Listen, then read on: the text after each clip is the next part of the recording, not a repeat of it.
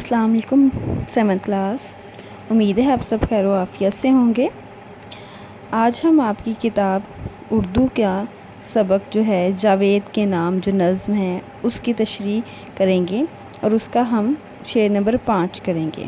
اس کا ہم پہلے 4 شعر کر چکے ہیں، تو آج ہمارا آخری شعر ہے جس کی ہم تشریح کریں گے، وہ ہے شعر نمبر 5۔ تو شعر نمبر 5 ہے بیٹا، میرا طریق امیری نہیں فقیری ہے، میرا طریق امیری نہیں فقیری ہے، خودی نہ بیچ غریبی میں نام پیدا کر۔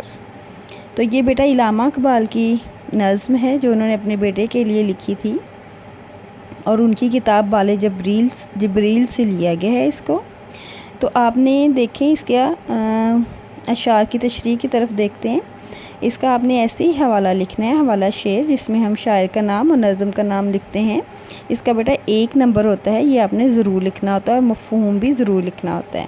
مفہوم دیکھیں، شاعر کہتا ہے کہ میرا طریقہ غریبی تھا، بلکہ میں درویش آدمی ہوں، تم بھی ایسا بن جاؤ۔ یعنی کہ وہ اس میں اپنے بیٹے کو نصیحت کر رہا ہے کہ میرا طریقہ جو ہے وہ امیروں کی طرح نہیں تھا، جو اپنا آپ ہی بھول جاتے ہیں، جو اپنی اصل حقیقت کو ہی بھول جاتے ہیں، بلکہ میں تو فقیروں کی طرح تھا، درویشوں کی طرح تھا کہ جیسے جو جہاں پہ ملا اس سے خوش ہو گیا اور کسی کے غرور نہیں کیا۔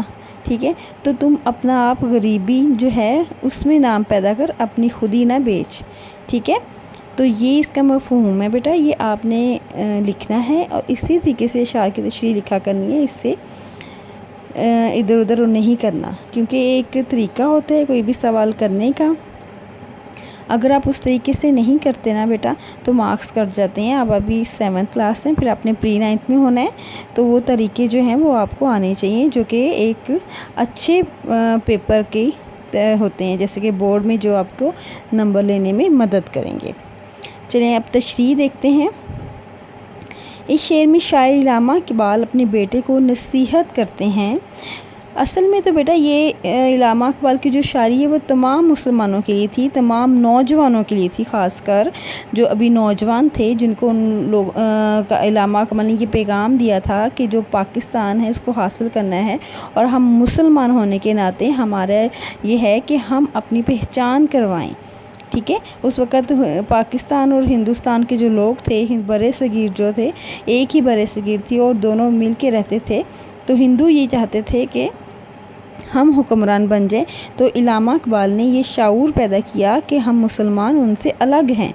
ٹھیک ہے، تو یہ خودی تھی ان کی، یہ خودی کا فلسفہ تھا کہ ہم ایک الگ، ہماری ریاست الگ ہونی چاہیے، ہمارا دین الگ ہے، ہمارا رہنے سہنے کا، ہماری تہذیب الگ ہے۔ ٹھیک ہے، تو اس وقت یہ بیسیکلی تو اپنے بیٹے کو لکھی تھی، لیکن یہ تمام مسلمانوں کے لیے تھی، تمام نوجوانوں کے لیے تھی۔ نصیحت کرتے ہیں کہ تم انگریزوں کی طرح نہ ہونا، جو کہ مغرور ہیں، جن کے پاس آج حکومت ہے تو وہ دوسروں کو کمتر سمجھتے ہیں۔ جب بیٹا انگریزوں کی حکومت تھی نا، تو وہ یہ کیا کرتے تھے کہ وہ جو مسلمان تھے ان کو بڑے کمتر سمجھتے تھے، اور ان کو کم تر جو جابس تھیں وہ دیتے تھے۔ تو وہ سمجھتے تھے کہ ہمارے پاس اب حکومت ہے، ہم جو مرضی کریں۔ تو اس وقت مسلمانوں کو یہ شعور دینے کا پیغام دیا گیا، شعور دیا گیا کہ تم اپنے آپ ہے پہچانو، اپنے اندر کی صلاحیت کو پہچانو، اپنی خوبیوں کو پہچانو، اور اس طریقے سے نہیں کہ دوسروں کی چاکری کرنے سے، دوسروں کی باتوں کو مانتے ہوئے، انگریزوں کی باتوں کو مانتے ہوئے تم ان کے غلام بن جاؤ، ایسا نہیں وہ کہہ رہے تھے۔ وہ کہتا ہے کہ خود ہی نہ بیچ، اپنا آپ نہ بیچ، اپنی اصل حقیقت کو نہ بیچ کہ تم مسلمان ہو، بلکہ غریبی میں نام پیدا کر، اور ان کے باتیں مان کر ان کا غلام بن کر نہ رہ۔ ٹھیک ہے، تو وہ دوسروں کو کمتر سمجھتے ہیں، بلکہ اپنے اندر احساس پیدا کرنا، نصیحت کر رہے ہیں کہ تم اپنے اندر احساس پیدا کرنا، دوسروں کا خیال رکھنا، اور ایک درویش کی طرح رہنا۔ درویش کیسے رہتے ہیں؟ یہاں پہ جو لفظ ہے فقیری کا لفظ استعمال ہوا ہے بیٹا، اس کا مطلب ہوتا ہے درویش رہنا، درویش کی طرح رہنا۔ تو درویش کیا کرتے ہیں؟ درویش کسی سے کوئی گلہ نہیں کرتے، کوئی شکوہ نہیں کرتے، کوئی غرور نہیں کرتے۔ ٹھیک ہے، وہ کیا کرتے ہیں؟ سب کے ساتھ بھلا کرتے ہیں، سب کے ساتھ۔ ان میں کوئی انا نہیں ہوتی، ان میں نہیں ہوتی۔ میں مطلب انا کہ میں یہ کر دوں گا، میں وہ ہوں، میں بڑے عہدے پہ فائز ہو گیا ہوں تو میں پتہ نہیں کیا بن گئی ہوں، اس طرح کی چیزیں نہیں ہوتی تھی۔ تو شاعر اپنے بیٹے سے کہتا ہے کہ ایک درویش کی طرح رہنا جو صرف بھلا کرنا جانتا ہے، اس میں انا نہیں ہوتی۔ اس کے بعد شاعر کہتا ہے کہ اپنا نام پیدا کرنا اور اپنی اصل کو یعنی خودی کو بھول نہ جانا۔ ہماری اصل کیا ہے؟ ہماری اصل بیٹا یہ ہے کہ ہم مسلمان ہیں، ہم ہندوؤں سے اور انگریزوں سے الگ قوم ہیں، اور ہمیں ایک مسلمان ہونے کے ناطے ایک الگ وطن کا مطالبہ کرنا تھا۔ تو اس لیے وہ کہتا تھا کہ اپنے اندر کو پہچان، اپنی خوبیاں کو جان، تمہاری اصل حقیقت کیا ہے، تم مسلمان ہو، تمہارے پیچھے ایک عقیدہ ہے، ٹھیک ہے، ایک تہذیب ہے، اس چیزوں کو تم جانو۔ تو پھر وہ کہتا ہے کہ خودی کو بھول نہ جانا، اس کو انگریزوں کو بیچ نہ دینا، یعنی کہ ان کی غلامی نہ کرنے بیٹھ جانا، بلکہ تم غریبی میں نام پیدا کرنا، کیونکہ جب انسان اپنی خودی کو بیچ دیتا ہے بیٹا تو وہ اپنی سمجھ سے کچھ نہیں کر سکتا۔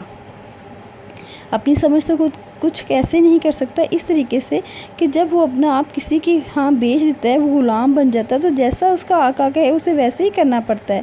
تو یہاں پہ کہے کہ اپنے اندر اپنے ضمیر کو جگائے رکھنا، اپنی سوچ کو، اپنی ہمت کو جگائے رکھنا کہ تمہارے اندر جو قابلیتیں ہیں اس کو دیکھو، اور اپنے اندر اس قابلیت کو دیکھ کے غریبی میں نام پیدا کرنا، بجائے یہ کہ تم ان کا غلام بن کے رہنا۔